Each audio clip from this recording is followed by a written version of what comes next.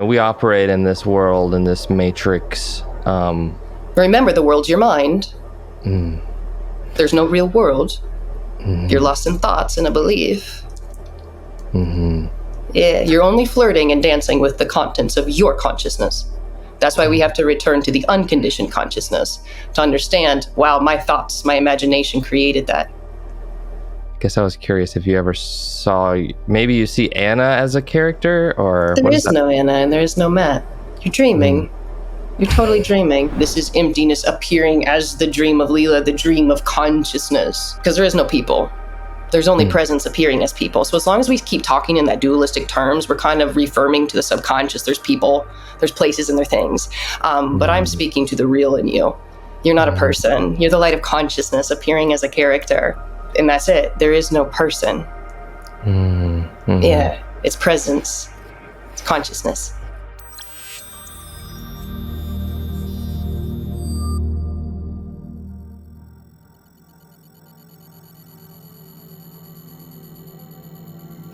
All right, we are rolling, and I'm here with Anna Brown. How's it going this morning? Howdy. So glad to have you. I discovered your YouTube probably over a year ago, maybe a year or two ago. And, I kind of go down these rabbit holes of spirituality, non-duality. I'm a big fan of like the Tao Te Ching.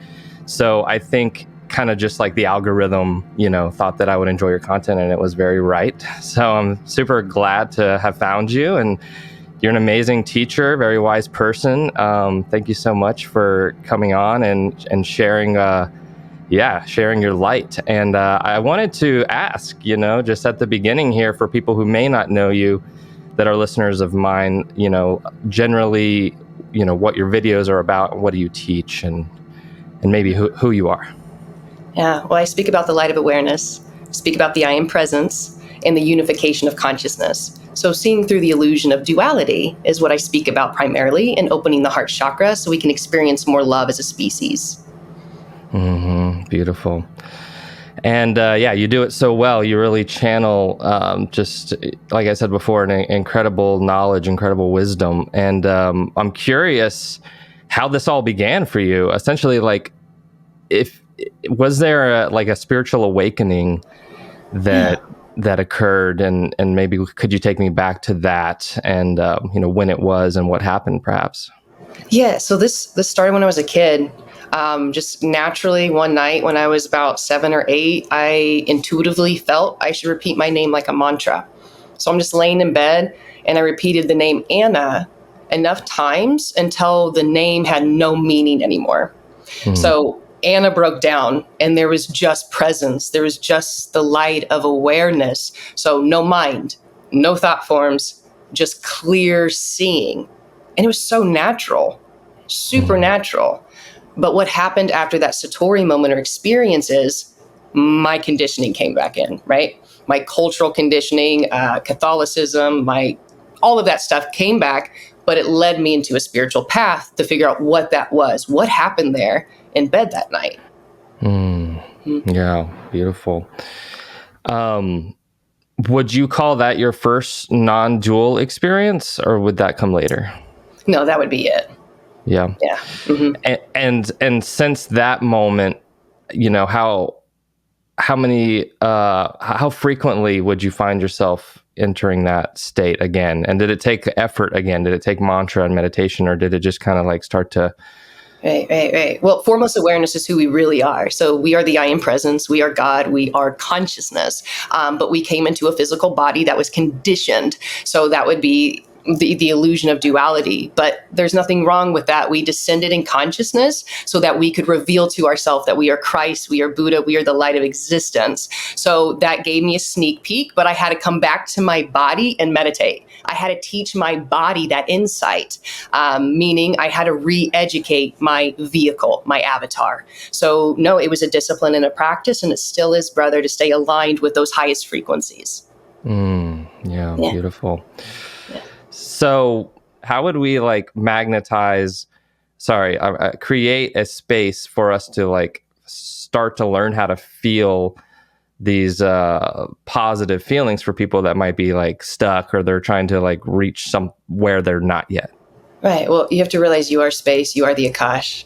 So you are the container. So this means you got to learn how to meditate and detach from the world, because there is no real world. It's the contents of your consciousness. So you will have to learn how to meditate. And meditation is being aware of awareness. You're aware of your inner dialogue, and you're able to, well, shift it, change it, modify it if you need to, if it goes into murkiness or negativity. So meditation is the way. And that's being able to keep the awareness inside and not looking outside of yourself, because this is all just an echo. I love that. And that is one of the questions that I've written. So when you meditate, I think people may have different ideas about what meditation is. Essentially there's really no wrong way to meditate, but there are levels that we can like achieve. Some people, just watch their thoughts, and the thoughts just keep going the whole meditation. That's fine. That's where we start.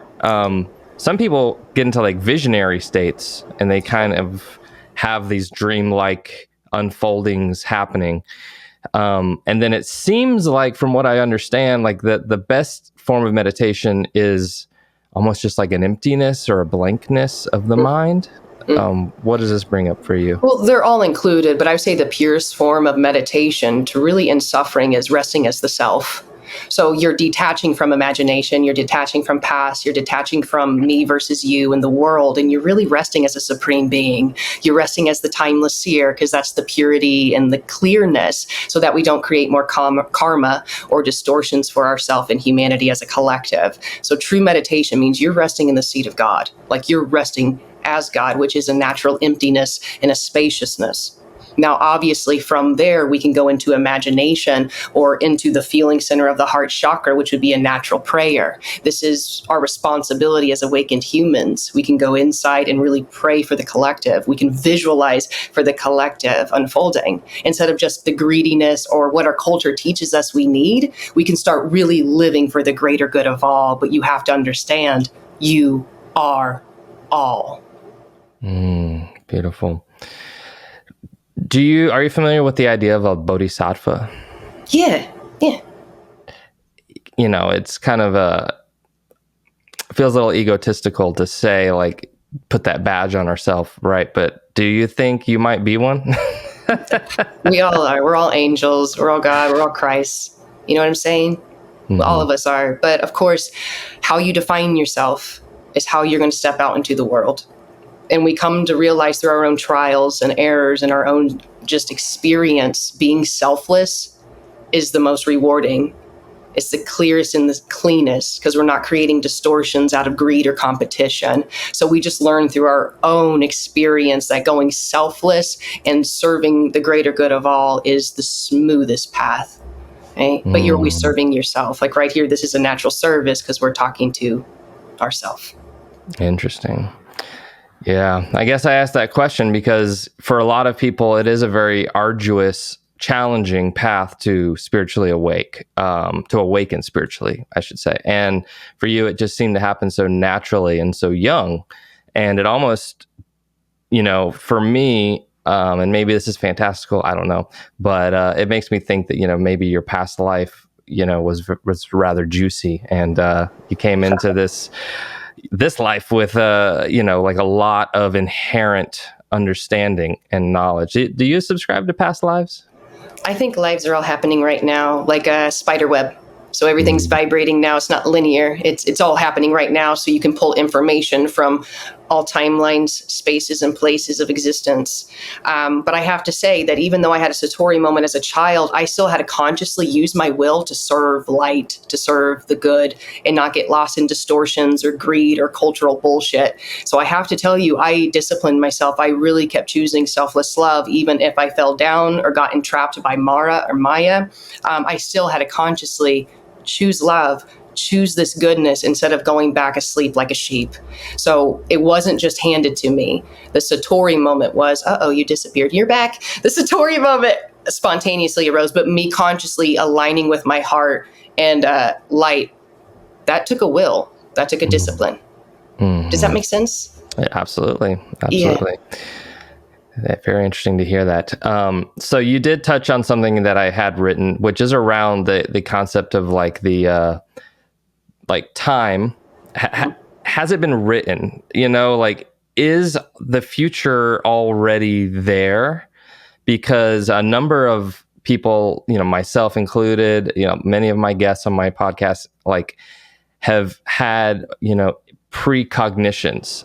Many times it's a dream and then something from the dream happens, or it could just be these weird synchronicities where you talk about a thing and then boom, it pops up. It feels, and as well, I'm a little bit of a trippy hippie guy. I've experimented with plenty of psychedelics, and in them, sometimes you can almost see the future in some way. At least it feels like you are.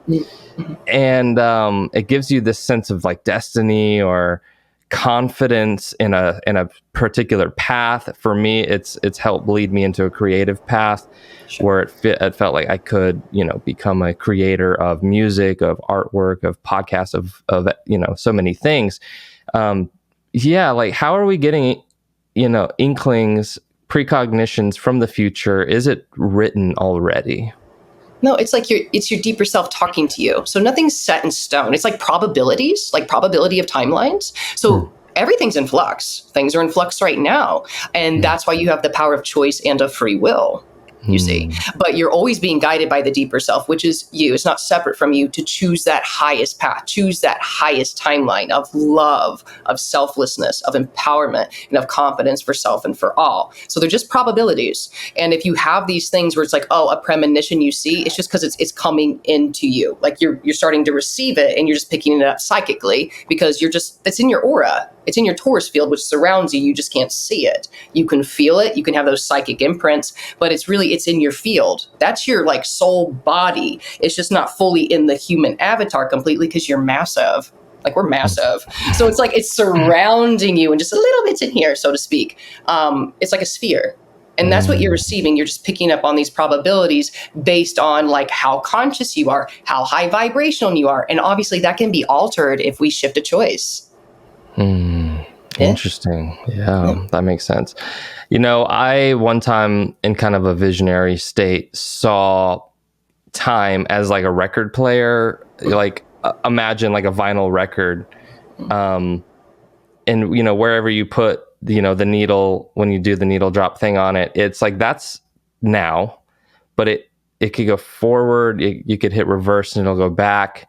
It felt as if I was seeing that, essentially the whole of time is complete and that we are just back on track 1 or whatever, but like track 12 exists. Sure. Yeah, totally. Yeah. Like what does that bring up for you? No, that's quantum reality, right? Everything's finished.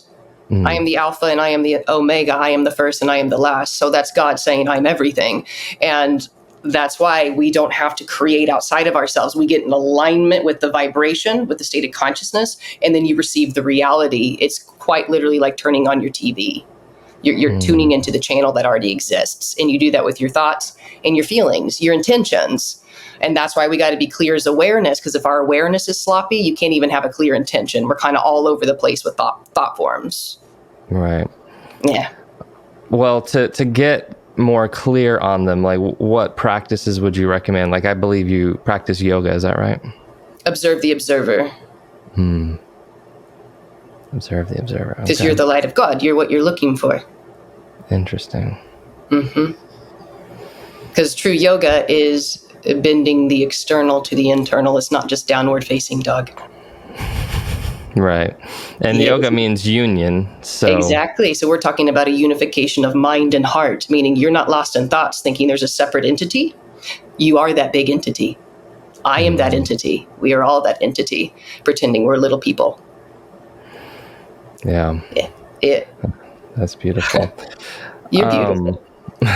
Thank you so much. Yeah. So I'm going to jump around here.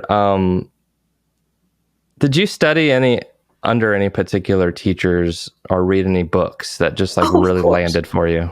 Of course. So there's all kinds of books. Alan Watts, Eckhart Tolle, Mooji, Dr. Joe Dispenza, Becoming Supernatural. So yeah, I flirted around with all kinds of stuff. I'm sure you guys have heard of those names, right? Right. Yeah.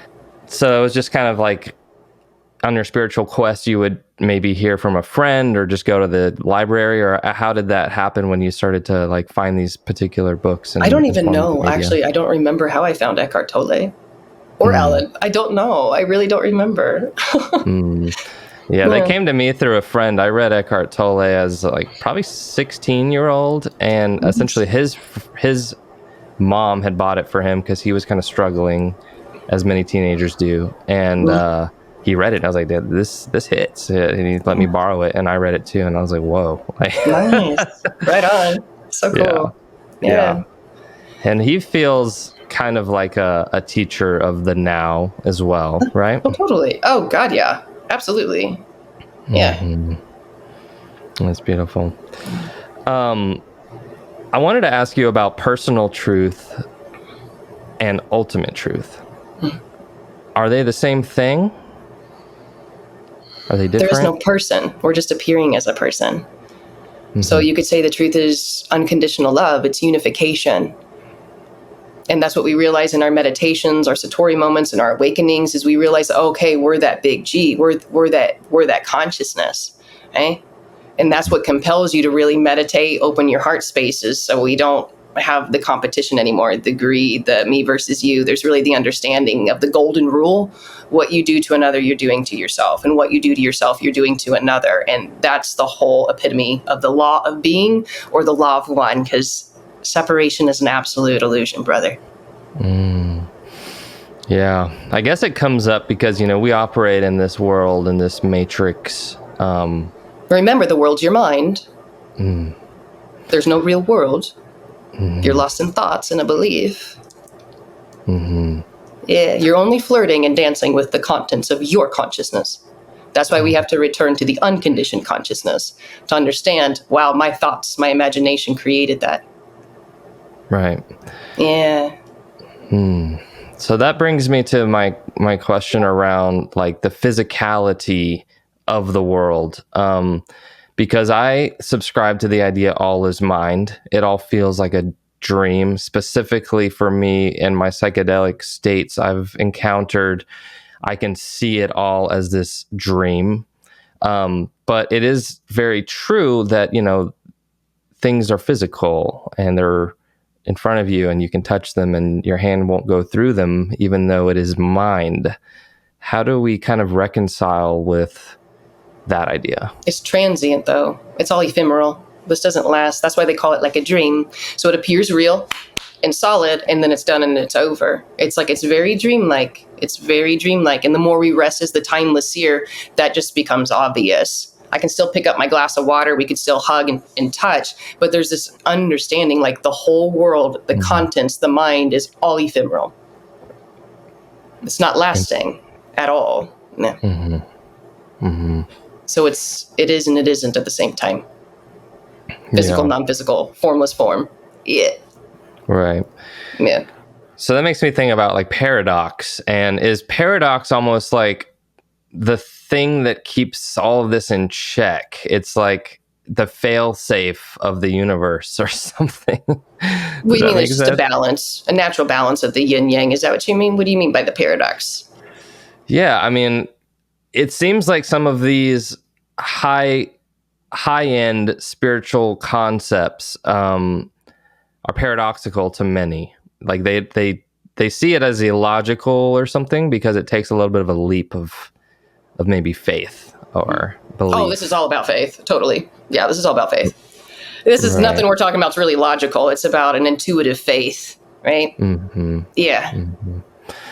And that's a tough thing for people to come to. We grow up in this society with, the schooling system and the way everything is, and they drill into your head, that it is logic, it is math, it is XYZ. Ultimately, that makes a lot of people pretty miserable. And so that's why many people come to the spiritual path, because like they can actually like feel peace and feel purpose and feel a connection to something larger than themselves. Is that right? Sure. Yeah, totally. Absolutely. Yeah. And it ultimately, I think it helps most people to have some type of a spiritual practice and or belief system, but it can vary. And would you be of the opinion that it doesn't really matter which system that you use as long as it's helping you? Or what would you say? Well, it's pointing to the real, because there is no people. There's only presence appearing as people. So as long as we keep talking in that dualistic terms, we're kind of reaffirming to the subconscious, there's people, there's places, and there are things. But I'm speaking to the real in you. You're not a person. You're the light of consciousness appearing as a character. And when we speak to the apparent other in that way, like something stirs up in their light body, something stirs up in their subconscious where they're not seeing themselves as a person anymore, but actually the light of God, the light of existence, the light of consciousness. And that's true service, true compassion. And that's it. There is no person. Mm-hmm. Yeah. It's presence. It's consciousness. Yeah. Yeah, that's very interesting.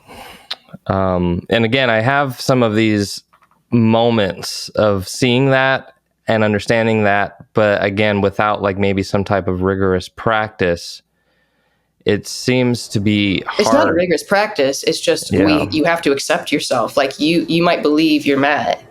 You have to claim yourself as Christ or Buddha. This is the law of assumption, or just what you would call the law of attraction. You're receiving who you think you are. Nothing changed in my reality till I started confirming myself as Christ and as the light of existence. Otherwise, I was just going to keep calling myself Anna Brown, and that manifests the reality of Anna Brown. It's law. It's a law of existence. So you're being asked to step into a higher state of consciousness, and you can only step into a higher state of consciousness when you have a new value or idea of yourself. So I always encourage all of my students or anyone who comes to sit in this presence, which is themselves, claim yourself as Christ, claim yourself as awake, claim yourself as ascended, and watch how your cells respond to that command. Mm-hmm. In the beginning was the Word, brother. That Word is you, and that Word is God. Mm-hmm. Love that. It does, in my mind, the reason I say rigorous practice is, things happen in the world when we go grocery shopping, There's no world. There's no world. You still think there's an outside. There's no outside, brother. Yeah. This is where it starts to get quiet, because silence and stillness is the highest pointing. Otherwise, we're going into our own belief systems thinking there's a real world out there. There's also no grocery store. You create it. I mean that literally. When you walk out of the room, the floor appears. Oh, yeah. Oh, yeah. You get high on your own light. So I know you're doing, there's psychedelics and all this stuff. I got to tell you, you'll start releasing DMT naturally. You'll start to feel high without being high, literally.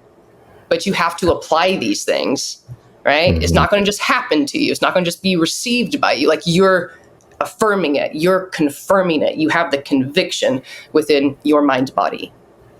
Just like you have the conviction there's a grocery store out there. Right. Yeah, it's a habitual it's way a habit. Of viewing. That's right. It's a habit. Right. That's right. And we can break so many of us are stuck in it, right? It's just. But we don't have to say that story either. What if we're not stuck? And as conscious humans, we got to start seeing the collective in a new way. We are awake. The light is awake. It's not hard. We're not stuck. It's not challenging. We have to start speaking in light. Yeah. I love that. Yeah. That's consciousness. That's being truly aware and conscious. Right. Yeah. It's beautiful. You're beautiful. You too, sister. Thank you. Okay, so I wanted to talk about balance in the universe and Earth, potentially karma as well. Do you subscribe to karma and that, what we do comes back to us, whether it's good or bad? Yeah, it's just unconscious actions. You weren't fully aligned. Your heart wasn't open. Maybe you took an action out of a depression or an anger or an anxiety. And obviously, that you kind of have the experience of that. That's all it is. That's what compels you to stay present and choose love, Yeah. Yeah.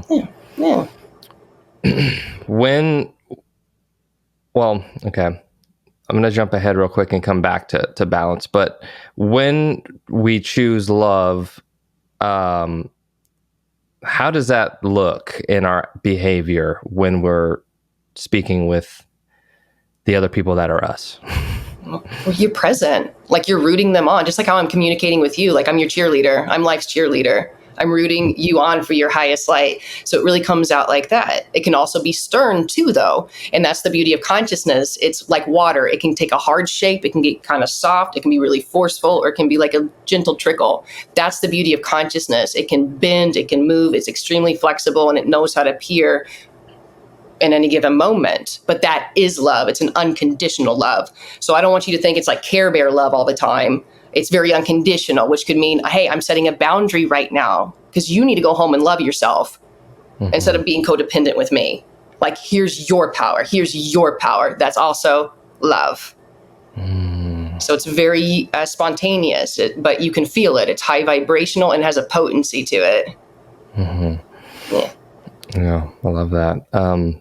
It does bring up that there seems, for myself, sometimes like a almost a guilt or something that happens when I set a boundary, or just, ask someone to go home, right? It's like, go home. It's like, it makes me feel like I'm unwelcoming, or...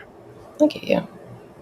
No, you know, like it's not like you're just an open door all the time. People just coming in and just walking all over you. No, there's still chop wood, carry water. There's still time. Please go home. It's 2 a.m. You know what I mean? There's all of these natural things, but the guilt that arises in you is something you have to look at. We all have to look at, because it's our cultural conditioning of we need to be people pleasers, be codependent, put everyone's needs first instead of your own alignment. But this is about alignment with self, alignment with soul, which means like I take care of my own vibration. If that means you need to go home right now so I can get rest and be aligned with my heart, that's integrity. That's alignment. And that may fluff the feathers of the apparent other, but that's their catalyst to sit with themselves and wake up to learn self-respect.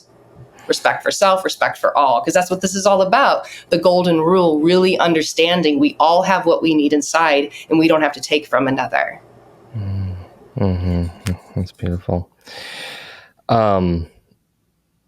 This just came up. It reminded me something you said earlier about what I've heard many mystics speak about, whether it's through text or stories, about this drunkenness of the divine. Yeah. It's like, some of these guys, and I want to ask you about psychedelics in a little, but some of these guys would kind of claim that, like they don't need to drink to get drunk. They're drunk on God already. Yeah. Is that kind of like when you're in that like state of just like pure consciousness? And I don't know, what does that bring up for you? You could call it. It's just like you just realize what this is. Like the joke's over. Like the dreams you've seen through the dream. You're in love with life. Yeah. But doesn't mean that you stay in that way. So there's a drunkenness here. I can be very much in love with life and kind of ecstatic and blissful, but I have children, I have animals. So the human experiences can still come in, like frustration or tiredness or needing to rest. But it's like that underlying current, like this joy of spirit, which can be very peaceful or more ecstatic. So it's kind of like a light dimmer switch, if that makes sense. It does, yeah. Yeah.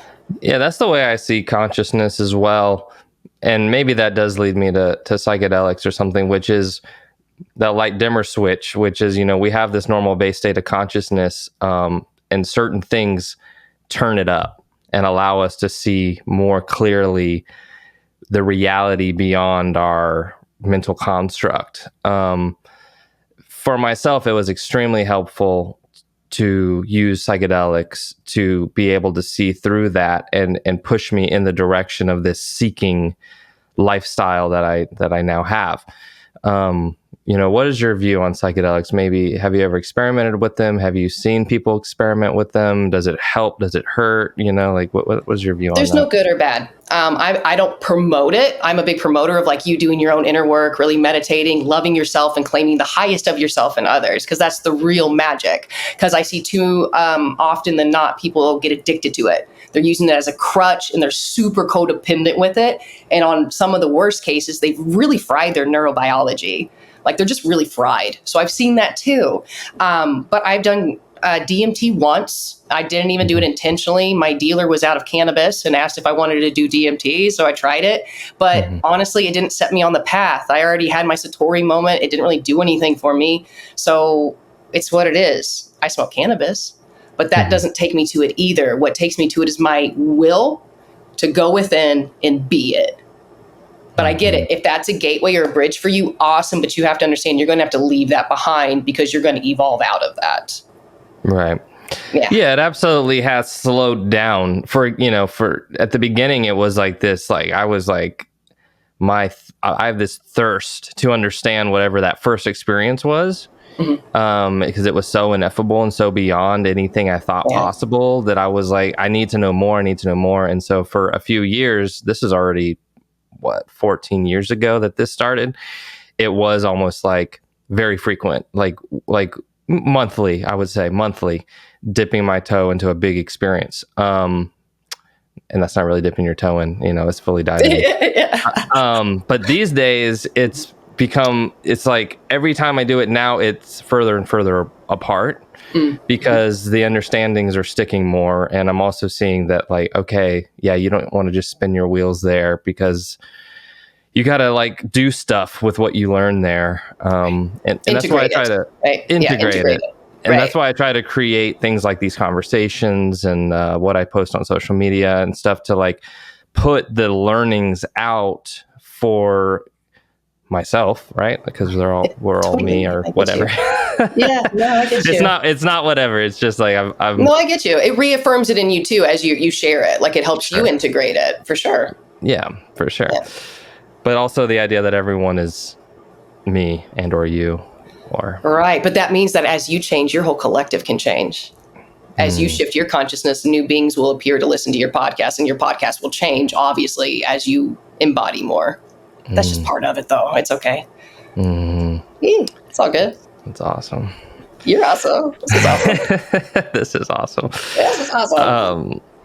Okay. Yeah, I agree with your message on psychedelics, and it's interesting around cannabis as well. Cannabis has been a topic a lot on my podcast because it's so flip-floppy for me. In some parts of my life, it is super helpful, and then in some parts of my life, it seems to be hurting and like making me like think too much or have paranoid thoughts, or it's really a balance. And sometimes it's kind of a friend, and sometimes it's kind of not quite an enemy, but it is just like a friend that's maybe sick of me or something like that. It's like, go away, To be honest, I feel like cannabis or any substance just amplifies the state you're already in usually. You know what I'm saying? So if you're already kind of on edge or paranoid or distorted, it can amplify the thoughts more, right? And if you're already pretty aware and present, I feel like it just makes you a little bit more present. So just know too, the higher you vibrate and the more conscious you are and you're practicing presence, like these substances that we do take, they don't really affect the body in the same way. So for example, like I started smoking cannabis, I don't know how many moons ago, right? And I would used to get that bump up, right? Like, ooh, that higher expanded consciousness, insights, oh, neato. But when you're actually in that vibration, when you smoke, it doesn't really do anything because you're already there. You know what I mean? Like you're already there. So, I mean, you can feel like a little buzzy or like a little whatever, but it's not like when you're asleep and you're smoking and you have the insight. It's like, oh, I'm it. Yeah. It's, there's a difference. Yeah. Absolutely. Yeah. I love that.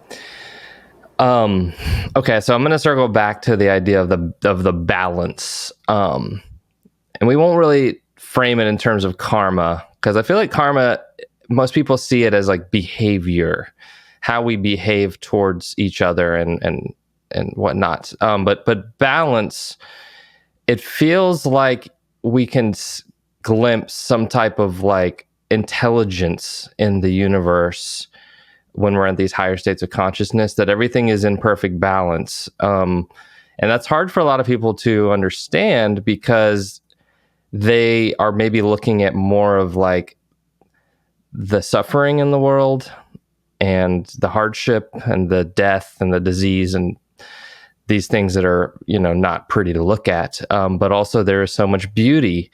There's so much life. There's so much bliss as well in the world. Where do you come in on like the intelligence of the universe, like maintaining some type of balance? What does that bring up so for you? even Gaia with her evolution, because we are going through an evolution, right? Like there's a mass awakening going on the planet. So even though like there's always going to be contrast Doesn't matter how high you vibrate. There will always be some form of contrast. Even if it's like love, there's still going to be contrast within all the love. There's still going to be contrast even if you and I were fully conscious in our heart spaces and we know ourselves as self. There'll still be the contrast in that play that goes on. I would just say suffering gets more and more diminished because obviously suffering comes when we forget ourselves as the timeless seer. So no matter what, while in form, there'll be contrast, there'll be costumes, we'll have blue skin, big heads, no heads, I don't know. But there'll be the appearance, there'll be the Leela, there'll be the play. But the balance comes from the central axis, that there is nothing. This is emptiness appearing as the dream of Leela, the dream of consciousness. And that's something that we really intuitively sit with and realize. It's beautiful. At one of these states that I was in, I could see nothing as meaning no thing because it's all one thing. Does that make sense? Like a blackness type of thing with just awareness? Tell me more. So the concept of nothing to most people, I think, is like an absence. It's a void. Sure. I was seeing nothing as there is no separate things. There are no things because it's all one thing. And that one thing could be the oneness of the universe, the oneness of consciousness. And it's not to be afraid. And so when people like spiritual masters or mystics say, the nothingness or find nothing, that to me is maybe what they're hinting on. But I was curious, like, your thoughts on that. Like, what is nothingness to you? And does that make any sense? What I saw intuitively, it's both. It is both, because I will say there's a void where it's like, awareness came out of that void or the womb of creation. So that would be the light, is awareness. In the beginning was the light. Came out of the darkness, the womb, the void, because in that space it's ether. Like, we can't hear. You can't, there's no senses. Like, there would just be the existence of awareness. And from there, the great intelligence that we are, imagined creation. So it came out of the blackness, you could say, or the void, which is the womb. But it's both, because formless form, yin yang, we are both creation and the void. And I would say they're simultaneously happening. Gotcha. Yeah. Interesting. Do you believe that the fabric of the universe is consciousness? Yeah. We can say that word, but we got to also understand that, like, consciousness is a fucking English word. Like, it's still a pointing. You know what I mean? Energy's a pointing. God's a pointing. Love's a pointing. At the end of the day, this comes down to an intuitive knowing inside of your body. Like, you just, there's a knowing. Yeah. So meditation helps us find that knowing. Is there any other activities that help? Can you get into that state from exercise? Can you get into that state? We mentioned psychedelics. I'll leave that on the back burner. You can do it right now. Just observe the observer. I'm meditating right now with you. I'm aware of the self right now with you, with myself, because there's only the self. So it's ecstatic dancing can take you there. I like to sing. I like to dance. But I got to tell you, if we're going into like the hell pits, right? You're suffering intensely. It's very wise to sit down and close the eyes, right? Really turn within, really enter the stillness and the silence. And then once you can access that, you'll just realize like it's always here. Cooking, cleaning, dancing, singing, talking right now. It's here. There is nothing else. Thinking there's something else is the illusion we wake up out of. Yeah. You create time with your mind. I love that. Yeah. It does it. So you do have to put forth like an effort, though. Well, obviously, yeah. Because there's a momentum with Maya. There's a momentum with the illusion and distortions. So you have to wake up out of that with your awareness. Yeah. So for, the people listening who want to like try to embody these ideas, like essentially you would use your mind, our mind, we kind of have thoughts. We think of these words pass through. We don't have thoughts. The thoughts appear in front of you, you could say. Okay. The thoughts come to you. Think of it this And way. we're like addicted to them, kind of. Not everyone. Some are. Not everyone. I would say most people. But. We don't want to group everyone that way either. Remember, how you see the world is what you're going to summon. You will attract students, people, places, and things to manifest what you think. It's hard. It's challenging. We're all lost in thought. But why not claim everyone as God and as awake? Yeah. You know what I'm saying, brother? This is your power as a creator. I love it. I love you. You're amazing. I love everyone listening. God bless you all. Absolutely. Yeah. Love you guys. That's great. This is the good news, people. Yeah. Absolutely. I guess what I was going to say, though, is, you kind of insert in amidst the thought stream, I am the observer of awareness. And then you try to lock that in as a type of mantra / meditation. It's not a thought. Like, it's a detachment. You're detaching from thought. You're transcending thought. Because you don't really need thought. I'm not using thought right now as I speak to you, and I haven't the whole time. Thoughts come to you because you're the light of existence. They're like little fishies coming for food.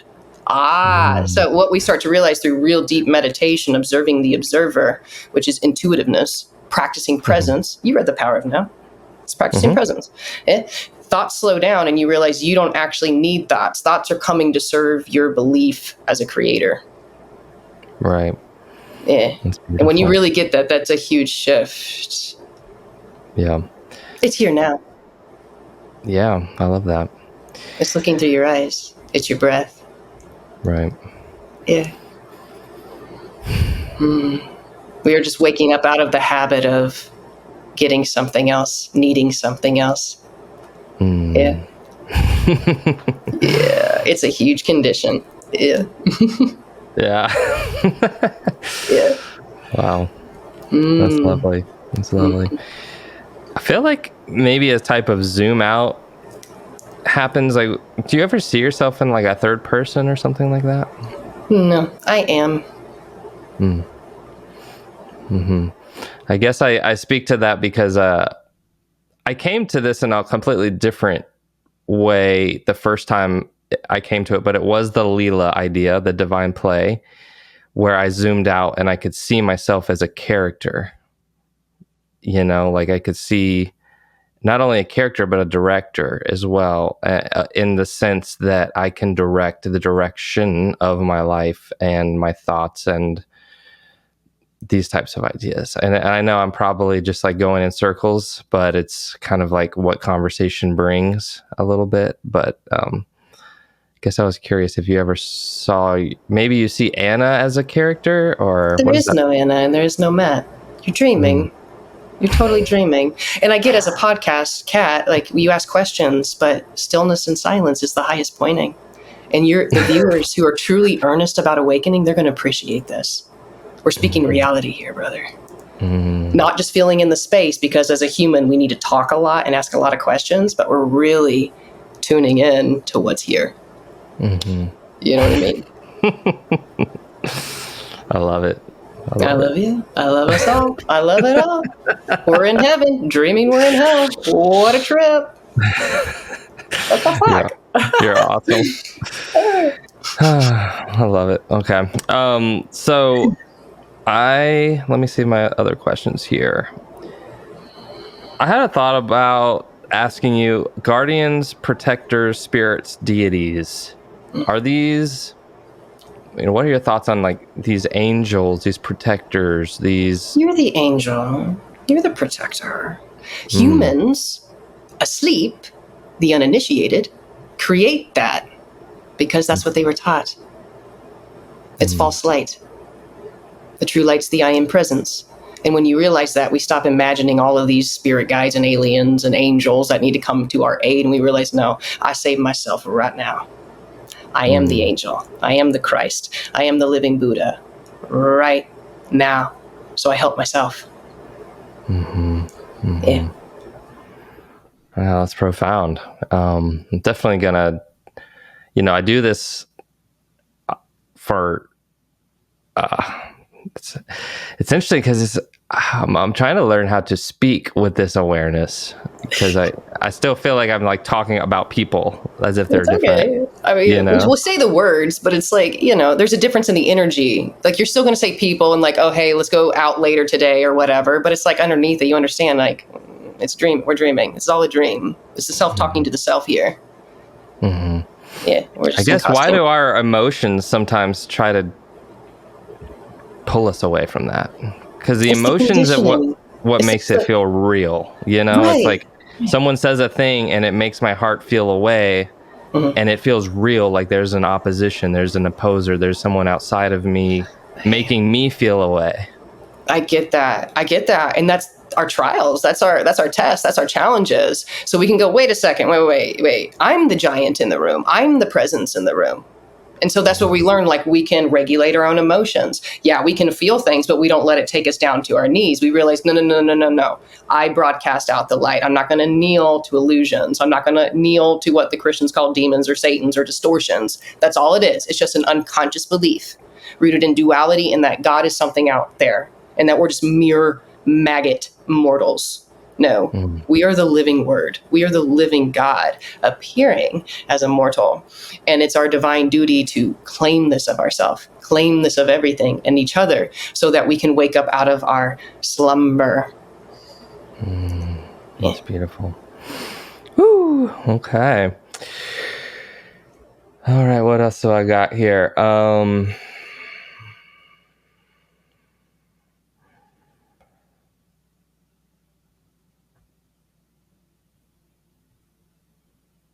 Okay, so one of my last questions, and then we'll just flow until the end of the time we have booked, but is around animals. Are they in the now? Because it's maybe they don't have the thoughts, but they also do seem to understand language, like dogs and stuff. Like they can, but it looks like cats, for example, are just like crazy in the now. Like they see everything, right? Yeah, they're totally interdimensional. Yeah. Yeah, right. Yeah. So what are your thoughts on animals and their state of consciousness? Unless they're surrounded by a very anxious or psychotic human, they're totally in the now. They're very present and they're very psychic. That's why a dog or a cat can sense a character of a person before you do sometimes. You know what I mean? Like they're just picking up on the aura. They're picking up on the energy. And they're just like, no, yes, I like you. And that's why we trust our pets. You know what I mean? Because they can sense something. So they're totally psychic. That's also why they can see things like you can't. Because there's things all around us right now that we can't see with our mortal eyes. The animals can, because they're not lost in mind. They're intuiting everything. They're very primal. Yeah. Right. Yeah. Do we have like a connection? I guess it's kind of a funny question. Like, do you believe in evolution or something? Oh, of course. I'm a teacher of that. I mean, we evolve, obviously, as we realize we are the light. And that naturally makes you more buoyant in what looks like growth. Just like when you put a plant in the sun, it starts to grow, right? If you put a plant in the closet, don't feed it, it doesn't grow. So we just start to realize, everything grows much faster in the love and in the light. But I have to tell you, it is a apparent evolution, because you, the changeless I am presence, doesn't actually grow or evolve.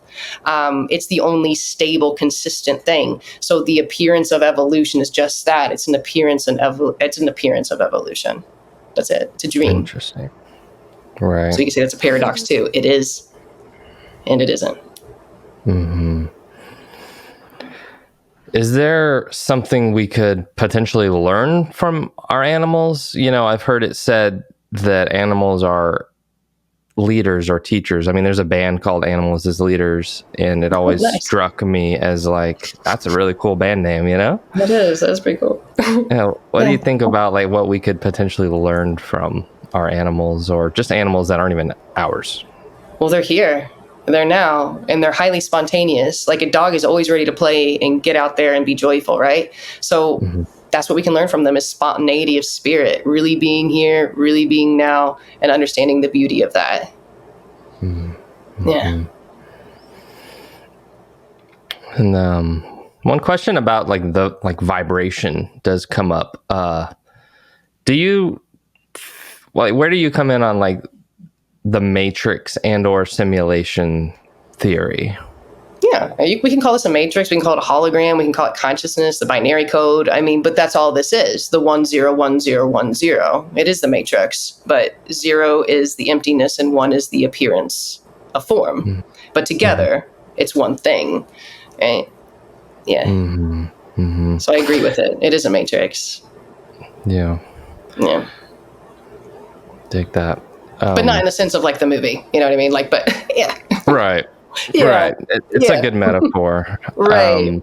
Right. Yeah. It makes me think about how, I've seen models of essentially how all of this is, there's a quantum amount of space between every cell or atom. Yeah. And so essentially like this wall and like all this stuff is mostly empty space. Yes. Yeah. Yeah.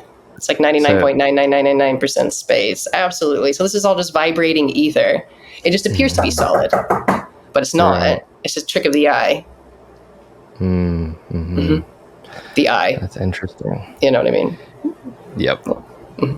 And so is the reason that we're conscious in this way that there was this like kind of, I hope I don't butcher it, but like kind of metaphor about God wanting to experience itself, and so it created consciousness and or us to like have this experience because it was like all one and all alone. Have you ever heard about that type of thing? Yeah, of course. Yeah, you could say that. Yeah, it's a party. It's a dance party. And we created each other so we could love each other and experience that love. Yeah, all of this was created out of love. Mm-hmm. So you wanted a dance partner. Totally. Yeah, I do get that sense when I'm in these peaceful states that, love is consciousness. Consciousness is love. Consciousness is the fabric of the universe. Awareness is the fabric of the universe, but it is love. And love is what brings things together. It's almost like gravity.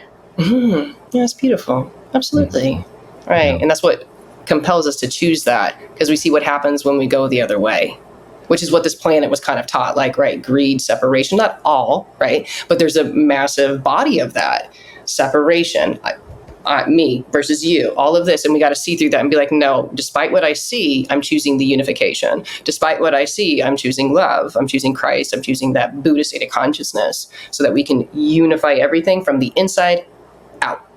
And when we do that individually, it ripples out collectively. When we do that collectively, that's when we have global fucking change. Mm-hmm. Yeah. That's mass awakening. Yeah. Yeah. Do you think we're far from some type of, worldwide awakening? It's already happening. Mm-hmm. I mean, my goodness, think about like 100 years ago, we couldn't even speak on the internet like this. Dude, it's happening. We're quantum leaping as a species. It's fantastic. So I have to tell you, brothers and sisters out there, if you feel like you're in a paradigm where it's like, I don't see any of this, Anna, I just see war and bullshit. Trust me, there's paradigms of love out there. There are unified, high vibrational paradigms already created with beings who are talking just like this. But we have to match that vibration to receive it. So this is where we choose our realities. We choose the realm we want to step into. Right. Yeah. So it begins with us. And it ends with us. But what will you choose today? What will we choose? Slavery or mastery? Beautiful. I think that's a great place to end it. I like it. Thank you so much, Anna, for your time. This has been beautiful. Thank you for your work that you're doing out in the world. I enjoy every time you put a new video out. It just brings so much light into my awareness, while I'm watching it. So, yeah. Thank you. Thank you for everyone listening.